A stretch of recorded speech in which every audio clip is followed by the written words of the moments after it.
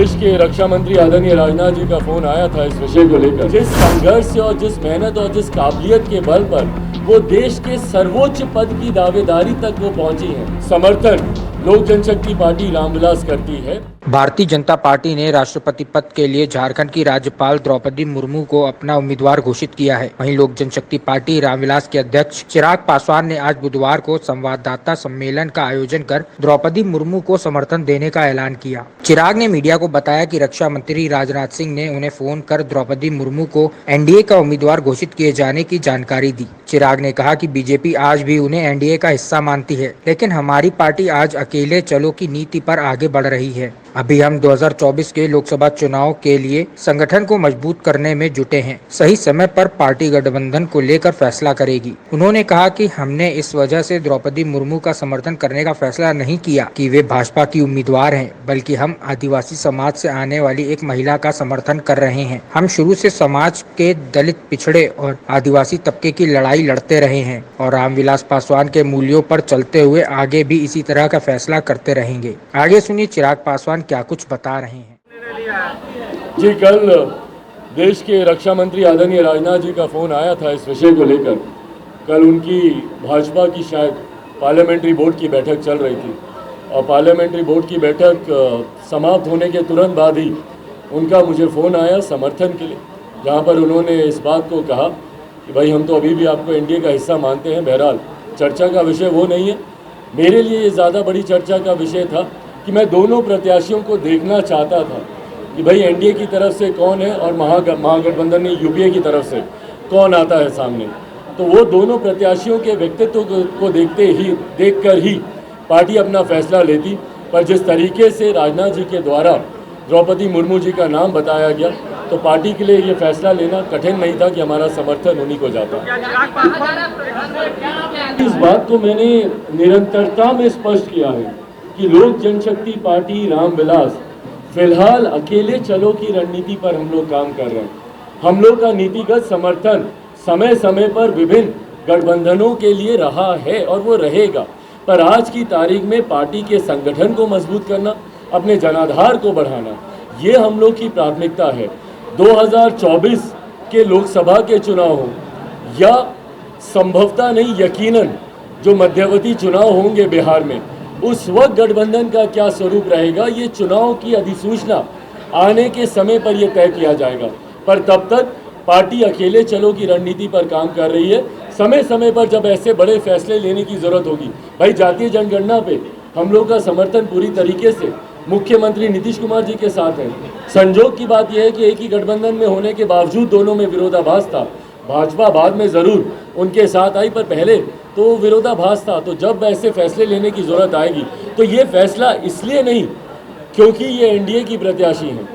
अगर इस बात को मैं प्रमुखता से बोलता हूँ, अगर ये यूपीए की प्रत्याशी होती तो संभवतः हमारा समर्थन इनको उस तरफ भी जाता, क्योंकि जिस पृष्ठभूमि से ये आती हैं और जो इनकी कार्यशैली इनकी रही है, इनका कार्यकाल जिस तरीके से रहा है, इनका अनुभव जैसा रहा है और इनकी काबिलियत जैसी रही है, तो पार्टी ने इनको समर्थन देने का फैसला लिया है। पार्लियामेंट्री बोर्ड की बैठक में प्रधानमंत्री जी मौजूद थे और जिस तरीके से उन्होंने कहा कि हम अभी भी आपको एनडीए का हिस्सा मानते हैं, ये सारी बातें उनसे हुई। ये फैसला लेगी कि हमारा समर्थन किस उम्मीदवार के लिए है। वैसे इस बात को मैं स्पष्ट कर दूं कि लोक जनशक्ति पार्टी रामविलास संख्या बल के तौर पर हम लोग का बहुत ज़्यादा उम्मीदवार के जीतने या हारने में संभवतः बहुत ज़्यादा भूमिका नहीं होगी।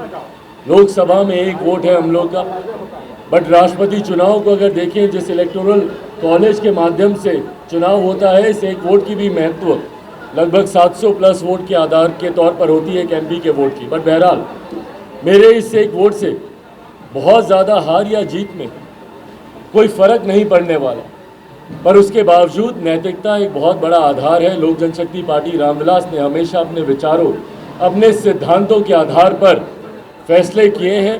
हमारे नेता आदरणीय रामविलास पासवान जी ने हमेशा लोक जनशक्ति पार्टी के सिद्धांतों के आधार पर, पार्टी के विचारों के आधार पर नीतिगत समर्थन हर गठबंधन को दिया है। कई ऐसे उदाहरण पूर्व में भी रहे हैं कि किसी गठबंधन के साथ रहने के बावजूद अगर हमारे विचारों के आधार पर उस गठबंधन का फैसला नहीं होता है या वो नीति हमारे सिद्धांतों के आधार पर नहीं होती है, तो हम लोगों ने प्रमुखता से मुखर तौर पर उसका विरोध करने का भी हम लोगों ने काम किया है। उदाहरण के तौर पर डिमोनेटाइजेशन एक ऐसा ही फैसला था केंद्र सरकार का, जिसका लोक जनशक्ति पार्टी रामविलास ने, लोक जनशक्ति पार्टी उस वक्त की, और हमारे नेता आदरणीय रामविलास पासवान जी ने, मैंने स्वयं उस वक्त भी उसका विरोध किया था। भूमि अधिग्रहण बिल केंद्र सरकार 2014 में एनडीए की सरकार बनते ही ये बिल लाया गया था। पार्लियामेंट में खुद मैंने खड़े होकर इस बिल का मैंने विरोध किया था। अनुसूचित जाति जनजाति एट्रोसिटी एक्ट था, जिसमें हमारे नेता ने सरकार को अल्टीमेटम तक देने का काम किया। वही कई बार विपक्ष के द्वारा कई ऐसे नीतिगत फैसले लिए गए जो हम लोग विपक्ष में होने के बावजूद हम लोगों ने उस फैसलों का हम लोगों ने समर्थन किया। उदाहरण के तौर पर शराबबंदी, हम लोग उस वक्त एनडीए का हिस्सा थे, मुख्यमंत्री नीतीश कुमार जी एवं उनकी पार्टी महागठबंधन का हिस्सा थी, दोनों अलग अलग गठबंधन में थे, पर उस वक्त भी मैंने शराबबंदी का मैंने समर्थन किया था, क्योंकि नीतिगत तौर पर ये फैसला सही था। ये फैसला कानून बनने के बाद पर विफल हुआ, वो अलग बात है, पर नीतिगत तौर पर यह फैसला सही था, इसका हम लोगों ने समर्थन किया। ऐसे ही आज की तारीख में जिस तरीके से दोनों प्रत्याशियों के नाम सामने आए हैं महामहिम पद के लिए, जिसमें एक तरफ यशवंत सिन्हा जी का नाम है जो कि विपक्ष की तरफ से उम्मीदवार है, तो वहीं दूसरी तरफ श्रीमती द्रौपदी मुर्मू जी का नाम सामने आया है।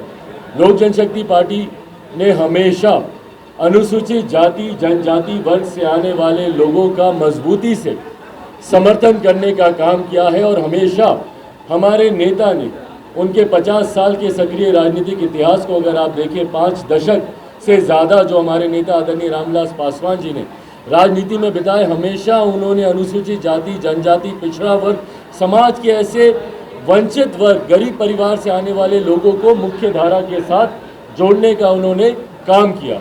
उन्हीं के पक्ष चिन्हों पर चलते हुए हम लोगों ने भी हमेशा ऐसे वर्ग से आने वाले लोगों को कैसे मुख्य धारा में प्रमुखता से जोड़ा जाए, उसके लिए हम लोगों ने कार्य करने का प्रयास किया। ऐसे में जब द्रौपदी मुर्मू जी का नाम सामने आया है, तो लोक जनशक्ति पार्टी ने बिना कोई समय लगाए, क्योंकि ये एक ऐसा विषय है जहाँ पे हम लोगों को ज़्यादा विचार विमर्श की भी ज़रूरत नहीं है, ये हमारे सिद्धांतों के पूरी तरीके से साथ में है। हमारे विचारों से जो लड़ाई लोक जनशक्ति पार्टी रामविलास लड़ती है कि भैया अनुसूचित जाति जनजाति को प्रमुखता से उनका प्रतिनिधित्व केंद्र की राजनीति में होना चाहिए।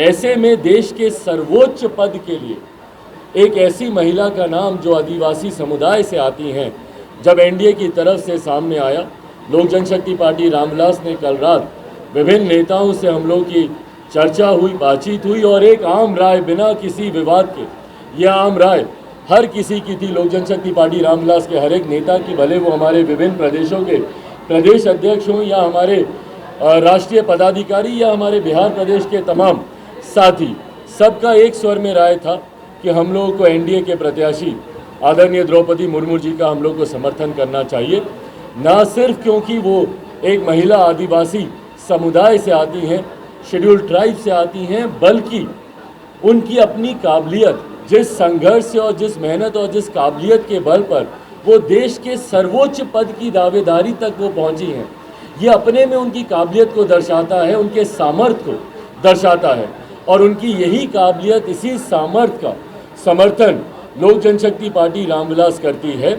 और पार्टी ने ये फैसला लिया है कि जिस तरीके से उनकी कार्यशैली रही एज अ गवर्नर, उनकी जो भूमिका रही झारखंड में, या एक जनप्रतिनिधि के तौर पर जिस तरीके से उनकी समाज के प्रति उनकी सेवा रही, इन तमाम बातों को देखते हुए, इन तमाम पृष्ठभूमि को देखते हुए लोक जनशक्ति पार्टी रामविलास ने ये फैसला लिया है कि हम लोग इस राष्ट्रपति चुनाव में लोक जनशक्ति पार्टी रामविलास का समर्थन एनडीए की प्रत्याशी आदरणीय द्रौपदी मुर्मू जी के लिए होगा।